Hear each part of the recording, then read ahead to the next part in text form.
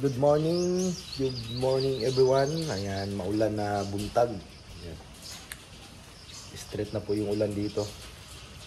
So ngayong araw, baka makapagkabit kami ng binil dito sa floor. Kasi kunti na lang po yung tatapusin dyan sa may kisame. Yung siruho na lang sa gilid. So madali na lang po yung gawin. Kaya susunod natin yung binil para matapos na po itong kwarto na ito. So yan lang po mga babayan, at manood kayo sa mga gawin na video. Ayan, kung paano tayo magbinil. Ayan. So yan lang po, at good morning, at maraming ibon, no? Andyan sa may puno ng Gemelina. So yan mga kababayan, tapos na natin nalagay yung siro sa pinakagilid. Ayan, isa po siya, at mag-umpisa na po kami dito magbinil. Ayan, nilinisan na namin dito yung kwarto. Tinagdagan natin ng black screw yung sahig para matibay talaga mga babayan. Nagdagan po ng black screw, no? Sila Bunjong dito nagdingding na. Yan, nabit na sila ng dingding dito. Camera dre. Yan dito mga baran, no?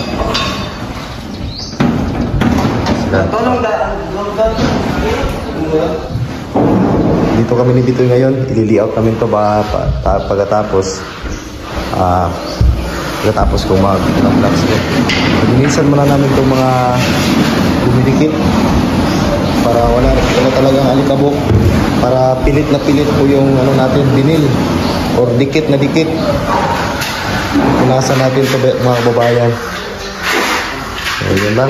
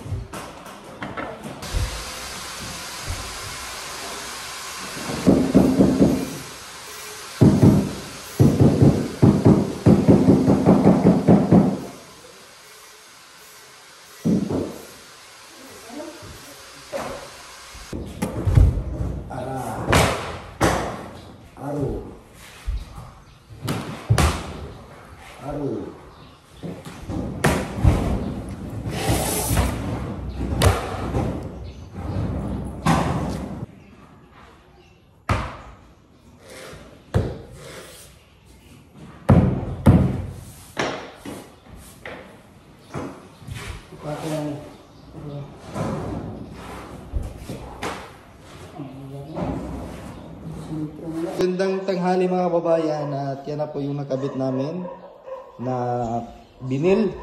So yan na po. At ayan siya. Ito mga siruho sa gilid, hindi pa natin nakabit. So yan na po yung style niya mga kababayan. Wood design pa rin. So ganda na.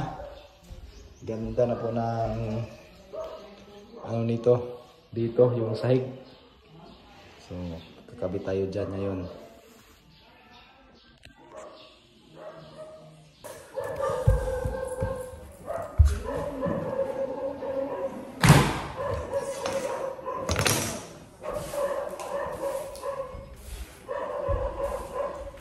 Dahil sa akala ko di ako iibig sa'yo, hanggang kailan magtitiis, ilihim ang pag-ibig ko. Anong gagawin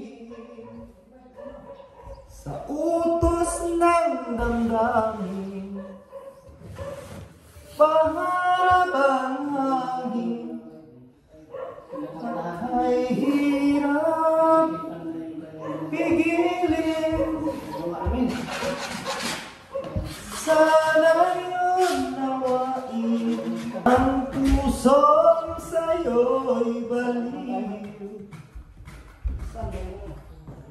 Nais kong malaman mo na iniibig kita. Ang galing! Nais kong malaman mo na iniibig kita. Yun lang. Kantahan natin.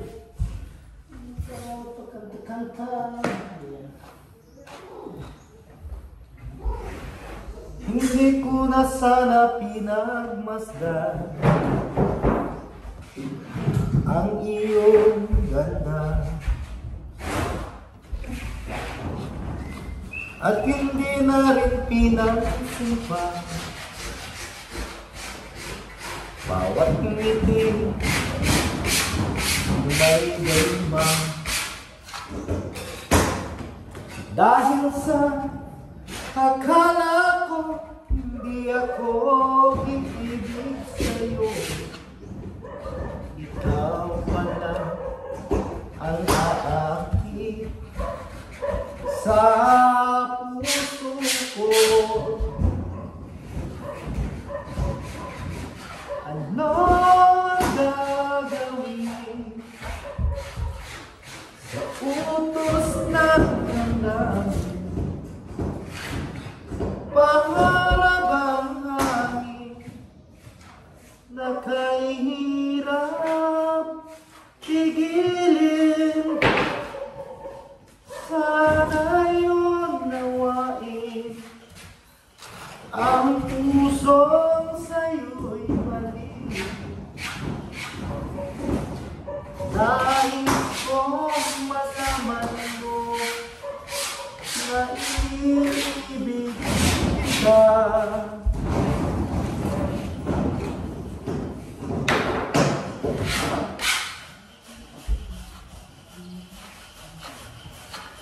Nais kong malaman mo na iniibig kita.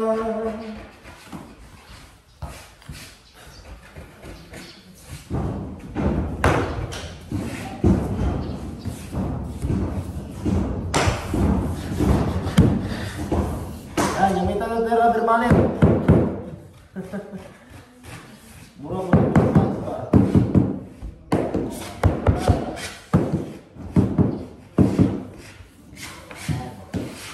Dikit na dikit.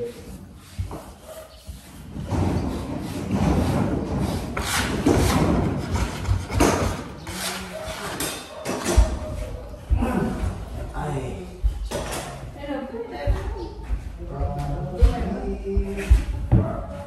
Ibig ko para sa'yo, walang hangganan ang saya.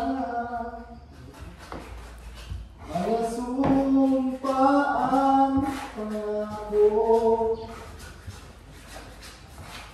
tayong dalawa kay dayman. Ang pag-ibig ko sa'yo, ang nagbibigay sa'yo sa buhay mo. Ang mamahalin, ikaw lang ang nasa puso ko.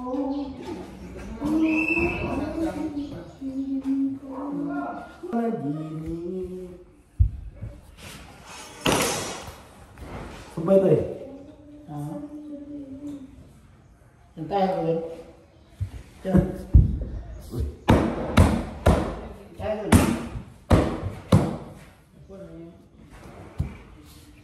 Ang pag-ibig ko sa'yo,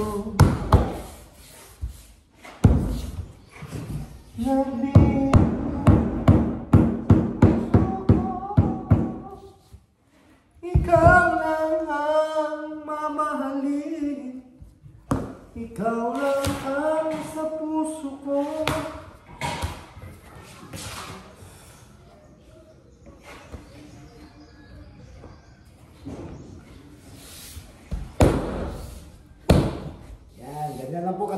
kababayan.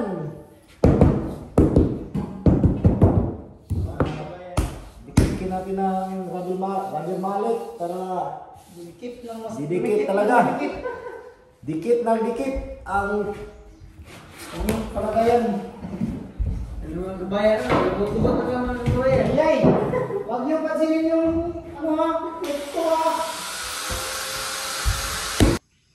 So yan, magandang hapon po mga kababayan, at ito na po yung update sa ating pagbibinil.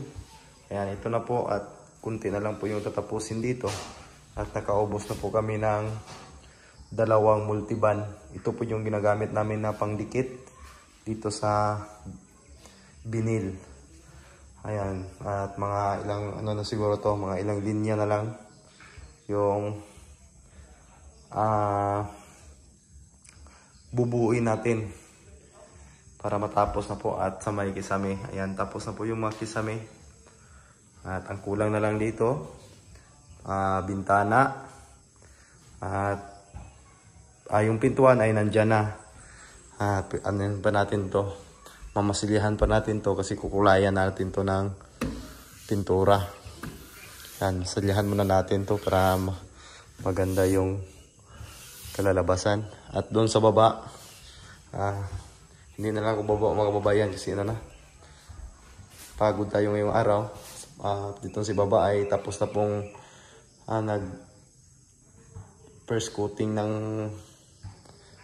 skim coat at nag ano na sila nag second coating na. So kasi hindi talaga wrap finish kasi hindi makukuha ng isang coating or 2 coating kasi yung mga rodila na gamit nila is hindi yung rodilang kahoy, yung rodilang parang foam. Ayan, kaya magaspang yung ano, at pinadaanan naman ng rodilang bakal, ganun pa rin, hindi talaga makukuha ng isang coating lang. So yan lang po yung update ngayon mga kababayan. Araw po ngayon ng Biyernes. Bukas matatapos namin ito bukas. At makakabit namin siguro yung pintuan. At kunti na lang talaga. Pag nalagyan na ito ng bintana, malagyan ng mga ilaw. Ayan yung mga ilaw. May abang na yan pero si ano na lang daw yung si Ginos na lang yung electrician. Siya na daw yung magbubutas dyan. Siya na yung, kasi may abang naman dyan mga wire. Siya na yung bahala sa mga ano dyan. Pero yung ilaw dyan ay hindi pa nabili. So, yan lang po yung ano natin, update ngayong araw mga kababayan. At maraming salamat sa inyong lahat sa palaging pagsuporta. Palaging magsuporta ng Bitoy Daily Mix Vlog at sa aking channel. At sa hindi pa nakapag-subscribe, please subscribe po. Sa aking PB Team Panday channel at kay Bitoy Daily Mix Vlog. Ayan, maraming salamat at tinulungan tayo dito para may katwang po tayo sa paggawa at mas mabilis. Kasi kung ako lang mag-isa dito, mahirapan at matatagalan po tayo mga kababayan. So sila Bunjong din, update nila Bunjong, ang ginawa nila ay diningdingan nila dito. Diningdingan natin kasi pag umulan, hindi na pupuntang tubig dito sa loob ng kwarto kasi ano na, may dingding na. At ang kulang na lang na kisame ay hindi nila pa nagawa dito kasi inuna nila dito yung pagdidingding. Konti na lang ang kisame na lang dyan at dingding dito sa may harapan. Yun na lang po yung kulang. At yung paglagay ng decking dito sa may harapan, yan, hindi ko pa nagawa kasi yung mga bakal na gagamitin para doon ay ginagamit pa dito sa hamba, sa patungan. Ayan. Damba pala. Ayan o. Yung mga 2x2 na yan, yan po yung gagamitin natin doon para pagkapitan ng ating decking panel. Kasi decking po yung sasahig doon sa may tiris. Yun na lang yung siguro yung mga dami pang railings at saka doon sa baba maglalagay pa tayo ng isang kwarto additional. So madagdagan po yung trabaho mga babayan. Okay lang po yan. Kasi marami naman po tayong makasasama. At gawin natin ng padandahan. Pero itong isang kwarto bukas tapos na po ito. Tapos na po itong pagbibinil, konti na lang po. At yan lang po mga kabayan, maraming salamat at God bless og amping mutanaan.